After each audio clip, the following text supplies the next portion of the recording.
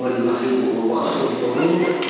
وبما الثانية خرجت برداء القصر، والقصر هو وقت يأتي بعد المغرب مباشرة وهو أول ظلمة الليل. وهذا التناسق في الزمن والصورة الشعرية رآني كثيرا حتى أني كنت أعنون هذا الحفل بعبارة خرجات من القصر على أوتار قطارة للمغرب. وما قرأته في المغيب هو شعر جميل، حروف حلوة وسبيل، بوتار الحب أسفلت قطار المغرب، وكلام فيه معنى لحن غريب، تهدية من إلهام لكل عاشق وحبيب.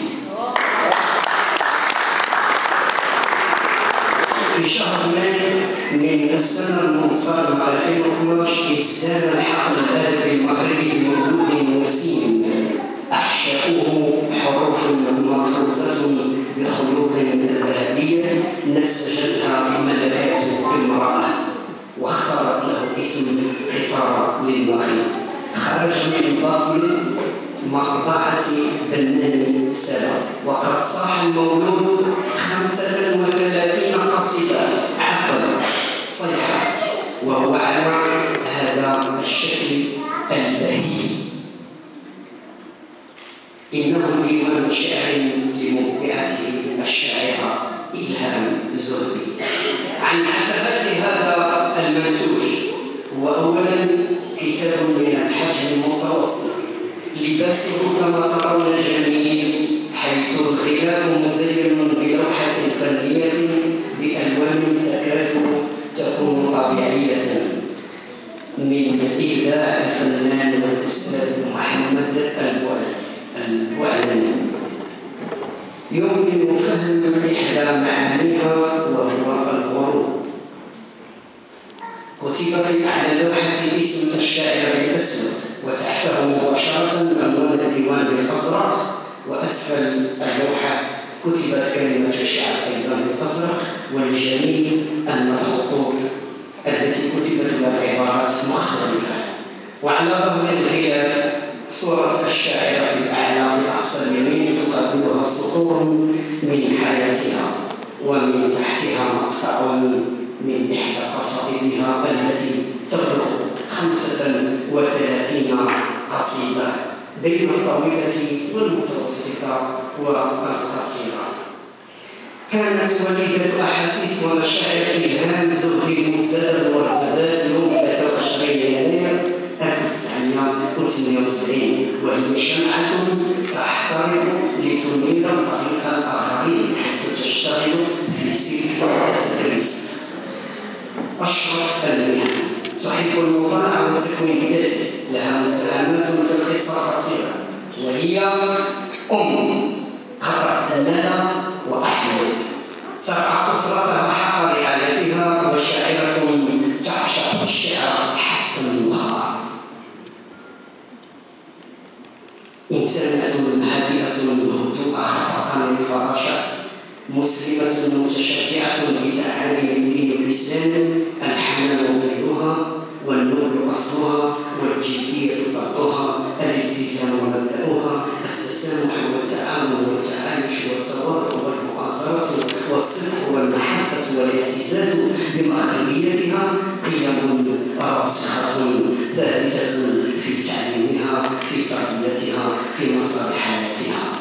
عاشت منذ طفولتها أحداثا جميلة وأخرى حزينة، وكلها تركت في نفسها آثارا ظلت سجينة في أعماقها كأنها يمامات أسيرة.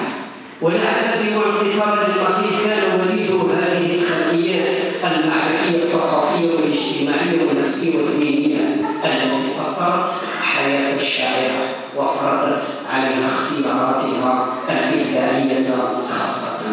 هذه الخلفيات التي ينطلق منها المبدع وهو يخلق عالمه الإبداعي الجميل، عالم روحه الرضا إذا كان ذا طبع أدبي. فبها أي بهذه الروح يتأسس المبدع، ومن خلالها يعرف عن نفسه. وقد تأكد جانب من هذا القصائد الديوان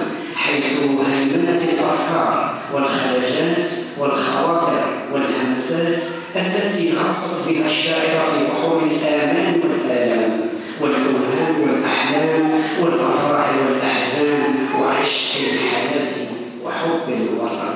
وهي في ذلك تغازل الكلمات وتنكش قعر الحكايات، فنجد الشاعرة تكتب عن طفولتها وعن أمسها الجميل، فقد عاشت إلهام مرحلة وردية جميلة سعيدة رغم أنها لم تعرف عن الدنيا أبعد من سور بيتها ومدرستها.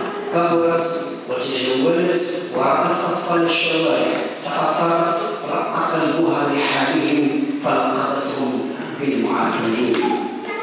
كما أن رحيل جدتها ترك جرحا عميقا في صدرها، وشاعرتنا الورزازاتية لم تنس أصلها ومسقط رأسها، فهي تحيد إلى ورزازات سيدة الجنوب، فكتبت تعبر عن جمال المنطقة وخيراتها بزهرها ونحلها بريحانها ونخلها، وعن تلسلا إحدى الواحات بأصالة نسائها وتقاليدها وعن تعلقها الشديد بها، فتقول في مقطع من قصيدتها الثانية من حيث الترتيب: سيدة الجمال الصحابية، فيا بلس من نظرته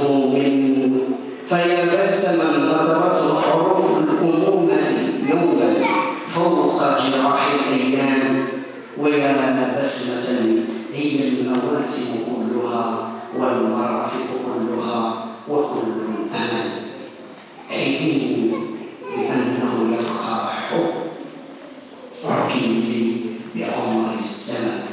وقفت الشاعرة ذات يوم أمام المرآة ففوجئت بصراحتها للآخرة الجارحة، حيث نبهتها إلى تقاصير وجهها التي خاصت عميقا نظراتها، وذكرتها بأن للعمر يد خطر توزع الهرم في صمت، فأسفت على صداها.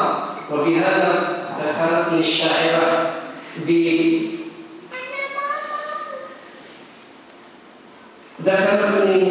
بنصيحة قدمها إيا أبو ماضي لصاحبه الذي أسف على صداه، فقال له إيا أبو ماضي حين قال صاحبه: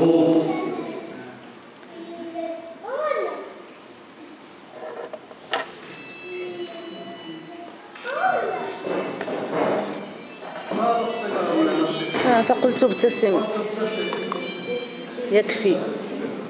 قال الصبا ولا قلت ابتسم، قال الصبا ولا قلت ابتسم، في السماء لم يرجع على أسف الصبا متصرما.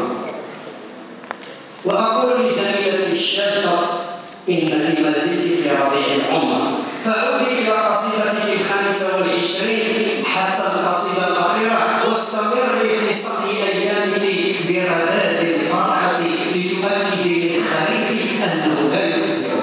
ابتسمي كما قلتها لابنتك قطر الندى في القصيدة التي تحمل اسمها، حيث قلت: ابتسمي فنسيم البحر سيزودك هذا المساء مخبئا في جيوبه كل خريف وجديد.